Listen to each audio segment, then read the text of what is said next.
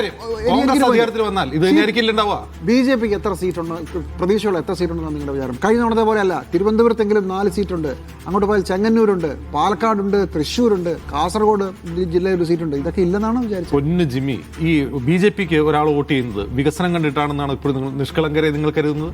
വികസനം വരാൻ വേണ്ടി ബി ജെ പിക്ക് ആരാ വോട്ട് ചെയ്യുന്നത്?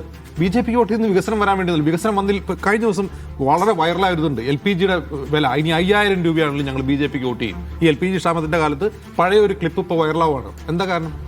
മോദിക്ക് വോട്ട് ചെയ്യുന്നത് ഇപ്പൊ 5000 രൂപയോ പെട്രോളിന്റെ വിലയോ LPG-യുടെ വില ആൾ വോട്ട് ചെയ്യും. ആ വോട്ട് ചെയ്യുന്നത് വേറെ ചില കാരണങ്ങൾക്കാണ്.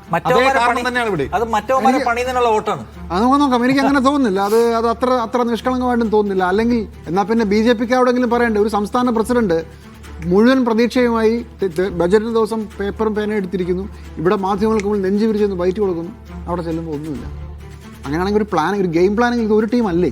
സംസ്ഥാന പ്രസിഡന്റ് നമ്മളൊരു സഹതാപത്തിന്റെ പേരുള്ള ഐക്യദാർഢ്യം പ്രഖ്യാപിക്കുന്ന ഒരു ഈവനിങ് കൂടിയാണ്.